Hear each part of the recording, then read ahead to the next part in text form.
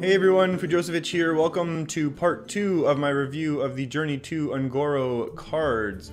And we're starting off with the Warlock Legendary Clutch Mother Zavis. Whenever this card is discarded, give it +2/+2 and return it to your hand. I really like the idea that Hearthstone is pushing the discard archetype for Warlock. I just don't think at this point we really have enough, and I am going to be doing a little bit more of a comprehensive analysis of the new cards once we get all of them. But right now I'm not sure how many discard cards Warlock really has in order to enable this to be consistent. I mean, this is great if on turn 1 you Soulfire something your opponent plays, the Clutch Mother gets discarded, then turn 2 you play a 4/4. But I mean, the odds of that exact case happening, I'm not sure how consistent, or even discarding this at all. But it is great that because of all the discard mechanics that Warlock is going to have, this card gets put back into their hand, along with things like Silverware Golem, who kind of benefit from the discard mechanic. So it's going to be interesting to see how Warlock is able to actually get work done through this discarding. Next card, Priest. 1 mana, 1/1, Death Rattle, copy a card from your opponent's deck and add it to your hand. So it's basically an improved Mind Vision, except it comes from a Death Rattle. And I say improved because you're getting a body, a 1/1 body, and it helps to synergize with the Priest quest. Mind Vision generally isn't played except in some fringe and maybe meme or joke Priest decks. I know I've tried to throw it in a few of mine. Oops, it hasn't really worked out. But this is interesting enough. It gives you a minor thing to do on turn 1 as a Priest. Or I guess if you're playing your quest, maybe you're not doing this on turn 1, and turn 2 this is kind of bad. But it's okay. It helps fill your hand with a card that's probably better, but if that's the case, why don't you just put a better card in your deck? Unless, of course, you're trying to synergize with the Priest quest, which I think could be viable. And we'll talk about it a little bit more later, but I definitely think that Priest quest is going to be more anti-aggro. A 1 mana, 1/2 elemental tribe, Battlecry, add a 1/2 elemental to your hand. So this is an interesting way to kind of get around the issue of power creep. We now have a 1 mana 2/4, which is stronger than Zombie Chow. Or a 1 mana, yeah, 2/4. Zombie Chow was a 1 mana 2/3. Mistress of Mixtures is 1 mana 2/2, but this is kind of spread out over 2 minions and gonna generally be played on 2 separate turns. So this is kind of okay way to deal with more stats for 1 mana. I think this is very reasonable, and because it has this elemental tribe, I think it could be... I'm starting to think that Shaman and Mage, at least from the limited cards that we've seen so far, those are the 2 classes that are going to benefit the most from the elemental tribe at this point. And you want to take a look at the cute little flame elemental that you get put in your hand. I mean, that's just basically the cutest card we've seen in Hearthstone so far. And that's, you know, it's just a 1 mana 1/2. Again, has the elemental tribe, which will synergize, and we'll talk more about how the elemental synergy is working later on in the video. But I think having this elemental tribe here is going to be super, super powerful. Mage, common, cost 2 mana cost spell, deal 2 damage, add a 1/2 elemental to your hand. This super cute one, once again. And again, this is going to help. I think we talked about it in our first video that I did for the review of the cards, part 1 of it, is the fact that Mage is really looking now to be kind of a curve-out, mid-range tempo style of deck. So maybe Mage is going to be able to do a whole bunch of elemental stuff, curve a little bit lower than usual, maybe just have Archmage as the win condition, and just hope to curve out really, really smoothly the rest of the way with all of those Mage spells.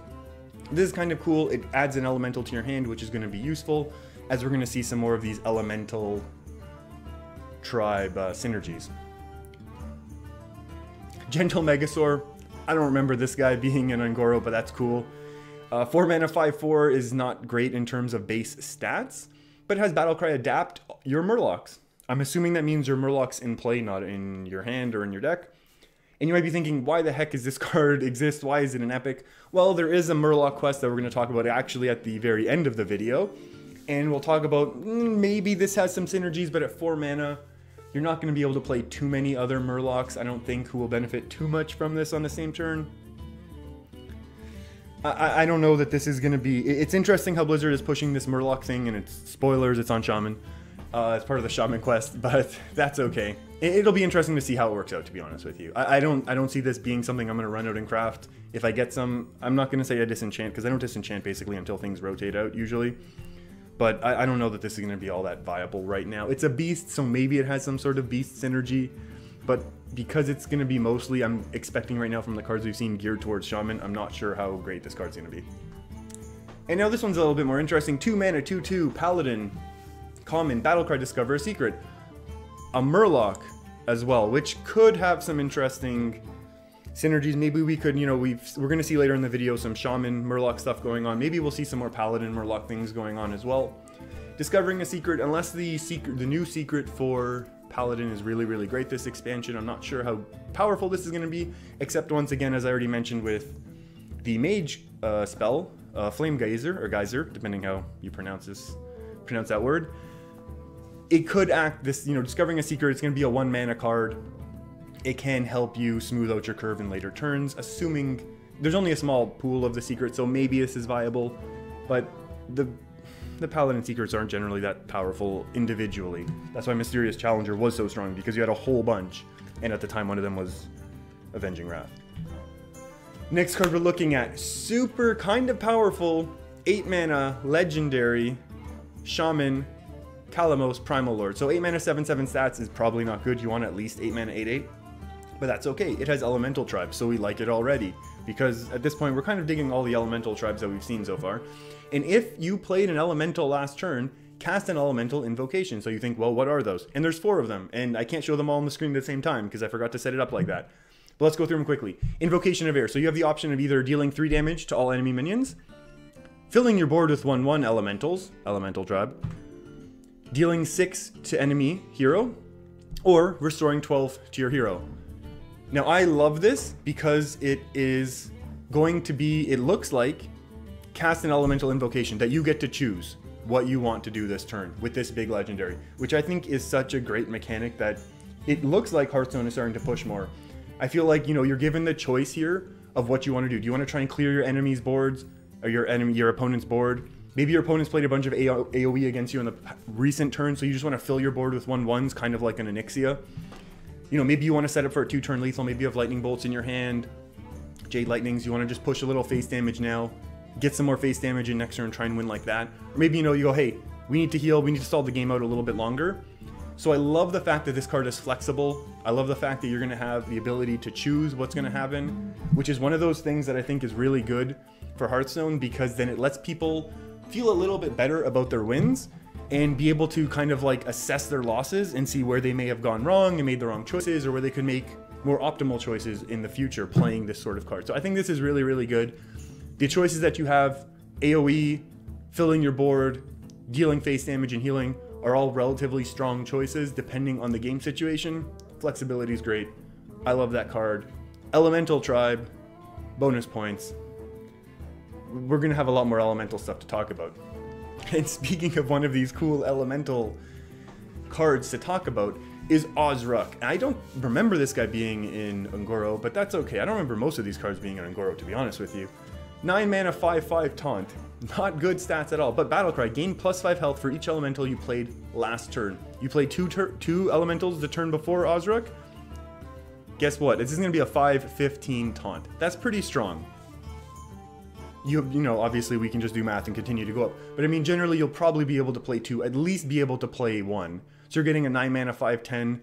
That's slightly, I mean, Druid already has that, Ancient of War, with a 5/10, with a 7 mana 5/10. So you're looking to at least get 2 elementals, which I think might be reasonable if we have enough low-costed elementals added in with the rest of the cards. We're less than halfway. We've only seen less than half of the cards for UnGoro at this point. So I think there's a good chance that this could get hit with at least 2, and if you get hit with 3 elementals the turn before, you're going to be totally fine. I mean, we have some clips of what Ben Brode said about if you throw all these elementals in. You throw them all in, you'll be ballin', is what he said, I believe. There's a 3 mana, 3/2 Murloc Neutral. Common, Battlecry, if you control another Murloc, discover a Murloc. Very, very interesting mechanic, akin to Netherspite Historian, with one minor difference. So first of all, this is going to be helping the Murloc synergy. We'll talk again, like I said, at the end about the Shaman quest, which I'm not super duper excited about, but that's okay. And then there might be some Paladin Murloc things going on again, as there seemed to be a little bit of a push in that direction.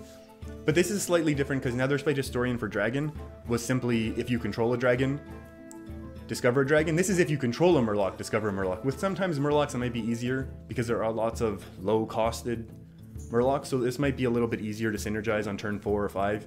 You play 2 Murlocs, discover another one. You keep, you know, you played 2 cards, but you put 1 back into your hand, so you're not losing too much in terms of resources out of your hand. You have a little bit of tempo on the board there, so that's kind of good. 3 mana 3/2 obviously is not strong enough, but because of the discover mechanic, maybe if we see some other strong Murlocs, there's a chance. I'm not sure. I mean, these Murloc decks are always kind of hit or miss. I generally think Murloc decks have been kind of inconsistent, but it's an interesting idea. I love the discover mechanic. I hope we live in a world where these sorts of things really start making a big impact on the outcomes of games. 2 mana, epic priest spell. Discover a copy of a spell in your deck. Well, this is one of those things with priest where I think priest is getting pushed into a control role because they're losing the ability to tempo out cards with losing the dragon package. And because of that, I think they're going to basically be going very, very slow with their deck. But I think this card is even slower and probably not even going to be able to see play. Discover a copy of a spell in your deck. Sure, yes. In the late game, this is something Hearthstone has never really explored too much. I know Magic the Gathering, they have that, you know, you can discover any, you know, look in your deck, pick out a card. Eternal has that, where you can just discover any card and then the deck gets reshuffled. In Magic, you have to, you know, shuffle live, and Eternal just, you know, RNG, doesn't matter. They'll shuffle the deck for you automatically. So this sort of mechanic has never really been explored in Hearthstone, so I like it from that point of view, but I think it's just going to be so slow. And if we were to live in a control meta, this card could be very powerful. Your opponent plays a really big minion, you Shadow Vision out your Shadow Word Death, and you're able to gain control. That's kind of the idea, I think, behind this card, but I think it might be too slow. At 1 mana, I think it's too cheap. At 2 mana, obviously this is just a late game card, and I'm not sure that it's really, really enough. I'd love to live in a world where this sort of thing matters again, but unless we have some way to really shut down some of the aggro decks, and I think we do. I think we're getting close with some of these cards that we're seeing here, and going to continue to see. I'm not really 100% sold on this one right now. 7 mana 4/4 epic shaman elemental tribe creature, checkmark elemental. Battlecry. If you played an elemental last turn, and we're seeing this is the common trend with the elemental tribe, whereas dragon was if you're holding a dragon, do something. This is for elementals. If you played an elemental, do something. So this is now if you played an elemental, summon 2/3 elementals with taunt. So that's going to be 7 mana, 8/9. That's not bad. No, 8/10. Oh, where's my math? So that's actually okay in terms of just raw stats, and the fact that there's a little bit of tauntage could help you. The fact that it's kind of helping you go wider on the board is okay. They are, you know, even your largest minion here is only 4 health, so Flame Strike kind of removes you, which is okay. I kind of like that trade-off, the fact that there's lots of stats, but the smaller AoEs can remove you. I think that's kind of cool. Overall, I think this card, I mean, we're seeing lots of elemental synergy. I hope it continues to go. I like these tribe synergy cards. Let's go. I like this card a lot. I don't know if it's going to see competitive play and things like that. I don't know how much the elemental tribe is going to be able to survive into something like Arena, where you don't necessarily have that much consistency in your drafting. Although I know we do see lots of times people drafting Jades right now in Arena. So maybe there's a chance for this in Arena. Overall, I think this card kind of cool. Good stats, but because they're lower health, the AoEs can kind of blast them out of the way. Paladin Legendary got revealed. Sunkeeper Tarim. I don't know how to pronounce it. I don't know who this guy is. I don't remember him being an UnGoro. If you do, let me know. 6 mana, 3/7, so not great stats. Kind of what we've seen from a couple Paladin Legendaries with Adric. I don't know what his name is now. This one sets all other minions' attacks and health to 3. This, I mean, if your opponent has a huge board of big minions and you set them all to 3, there's a chance you're still taking a whole ton of damage. Except for the fact that Sunkeeper can then, you know, trade into them.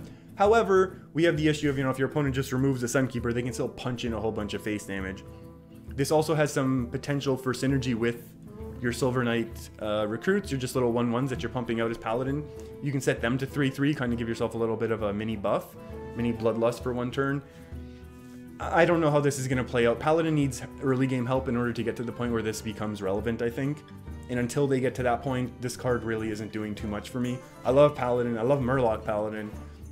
I love the controlling mid-rangey Paladins, but just right now, Paladin is not in a good place because the early game is kind of lacking. And I mean, we've seen before where Paladin can be very, very strong with a really good, efficient curve. So I'm glad that, you know, Paladin's just not getting a whole bunch of stuff thrown at it yet. We're obviously, again, less than halfway through the cards being revealed at this point. So this legendary isn't doing too much. I'm probably going to reassess once we've seen some of the other Paladin cards come out. And some of the other neutrals, because they can really help out Paladin in the early game as well. And now we're on to the home stretch. The Rogue quest. 1 mana, obviously. Play 4 minions with the same name. Very, very interesting quest. And reward is a crystal core. So let's talk about the 4 minions first. We're going to have to use that sort of bouncing mechanic. We have Shadow Steps, we have the Brewmaster, we have that Rogue that does the bouncing on combo, which no one plays.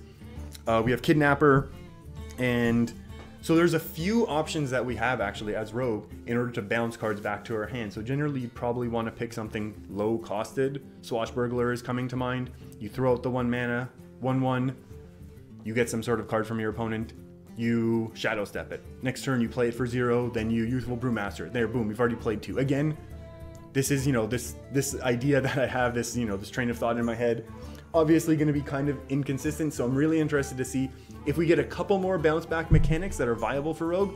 This could be very strong, or maybe because the reward Crystal Core is very powerful, maybe this will be a little bit more challenging of a quest to really achieve. And when you ask what is Crystal Core, well, for the rest of the game, your minions are 5/5. So this is going to be one of those enchantments or auras or however Hearthstone is going to actually technically address what this card is. And it's going to sit on top of your hero, and you'll know you have Crystal Core active. For the rest of the game, your minions are 5/5. So I think the idea here, at least in my mind, is you play a bunch of smaller minions that once you activate your Crystal Core, they all become very, very powerful. I mean, you can throw Stone Tusk Boar in, is going to become a 1 mana 5/5 charge, which is fantastic. You can throw in Bluegill Warrior, 2 mana 5/5 charge, fantastic. The issue is then you're filling your deck with what are otherwise weak cards until Crystal Core becomes activated, which is, I think, very, very interesting way to have these quests work, where you have to set your deck up in a very, very specific way. And without Crystal Core, your Stone Tusk Boar and your Bluegills are kind of not that great at all. So I really, really like this. And I don't understand where these guys come from in the picture. I think the picture to me reminds me of Northrend, not of UnGoro. But that's cool. I know, not everything has to be from what the expansion is called. I get it. The last Rogue card that we have revealed to us here is Mimic Pod. Draw a card and then add a copy of it to your hand for 3 mana. Drawing is generally costed at 1 mana. You have Novice Engineer or 1/1. Battlecry, draw a card. So one of those mana is for the 1/1 body, one of the mana is for the draw effectively. This is kind of like Arcane Intellect, I guess, for Mage. But Arcane Intellect kind of helps you get through your deck a little faster, whereas this is just drawing 1 card and then getting 2. So if you hit your Mimic Pod again, let's say we have that miracle like start to the game with Swashbuckler, Shadow Step, turn 2, Swashbuckler, Youthful Brewmaster, then Mimic Pod into another Swashbuckler. Guess what? Yes, you've just finished your quest on turn 4. That's amazing. But the inconsistency of hitting that is going to be so high. Rogue has already had a card like that with Thistletea, which I love that shout out to Vanilla WoW Alchemy. I made a bit of gold off that for a couple weeks, but it's another video maybe. And so we've seen Thistletea not really get played. People tried it out, didn't like it. Mimic Pod, I fear, is going to go the same way of that. 3 mana is a lot for this sort of mechanic. I'm not sure that it's going to be viable. I'll test it out though, because I want to test out this Rogue quest, but otherwise I'm not super thrilled with this. The last epic that we're going to be talking, or rare, excuse me, is the Tol'vir Stone Shaper. Ooh, that's more of a tongue twister than I thought it was. 4 mana 3/5. has synergy with the elementals. Again, has this elemental. If you played an elemental last turn, gain Taunt and Divine Shield. So a 4 mana 3/5 with Taunt and Divine Shield, pretty powerful. If you were to synergize that with Tar Creeper, which we talked about in part 1 of the video from last week, it was revealed to us, which is a 3 mana elemental and has +2 attack during your opponent's turn and taunt, that's just going to be a lot of taunts you're throwing up as an elemental, whatever, whether you're Mage or Shaman. Those are just the two classes that I'm thinking right now are going to benefit the most from it, to be honest with you. So with that in mind, I think this has potential to help the elementals really deal with some of the aggro, which would be kind of cool. I dig that. Overall, I think if this is getting activated, it's powerful. I like it. It's, you know, it's Taz Dingo with Divine Shield, which is pretty powerful. If you're playing it on an empty board, that's fantastic. If you're playing it on a board with the ability to ping it off, that's still okay. You've had to waste some of your opponent's resources. I like this card. Elemental Synergy is looking like all they need is a 1 or a 2 drop, or another 1 or 2 drop, actually. We do have a 1 drop, actually, Elemental.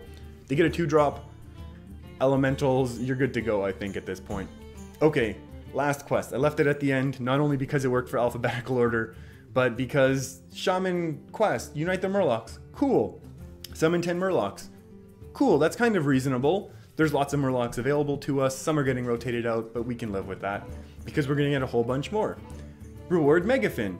That's cool. We know Megafin is going to cost 5 mana. Hey, look, Megafin's a Murloc which is 8/8. That's good stats, but it should be. The quest rewards should be well statted, I think. We have an issue with this Battlecry. Fill your hand with random Murlocs. This is not, to me, super exciting, because I think we've seen this sort of mechanic with Neptulon before, and it kind of didn't do great. Now, one of the reasons why I think this might be better is, let's always be positive, because it's generally, I love seeing these new cards. The reason why I think this might work is you've played 10 Murlocs, you've had to do a bit of drawing, basically your Murlocs are going to be generally low costed, you just throw them onto the board, you're trading off, you're hoping to get some trades off to stay alive. Then you slam down Megafin with a mostly empty hand, once you get to 10 Murlocs played. Then you refill your hand with more Murlocs, so your opponents had to use some resources, we hope, to remove all of your minions and Murlocs that you've played so far. Now Megafin comes out, he's a big body, he's going to have to get dealt with. Then you have a whole hand full of other Murlocs. And Megafin is obviously better than Neptulon, way better stats, no overload. So there is that benefit. I'm just not sold that this is going to be quite enough to really put Morloc Shaman on, you know, in the competitive board. If I open this quest, don't get me wrong, I'm playing it. I'm going to try and make it work. And it is summon 10 Murlocs, so you can have Call of the Tiny Fins. That should count as 4 Murlocs. You go 4 mana, summon 4 1/1s. That's fine. Boom, you already got 4 Murlocs off. So you don't need to actually fill your deck with, you know, 20 Murlocs to make this consistent, I hope. But this, I have hopes for this card. I don't have high hopes for it, but it makes me feel weird because we've seen something like this not work in the past. But because they've kind of put this twist on it, which I just talked about, hopefully it can kind of find its little niche or its ability to do well. And now that I've actually taken a stance, I'm assuming this card's going to become OP. So that's going to be it for me in this video, everyone. If you made it this far, feel free to hit that subscribe button. I'm definitely going to be continuing to make these review videos, as well as posting my daily gameplay videos. Thanks for hanging out with me, everyone. Keep your stick on the ice. I'll see you next time.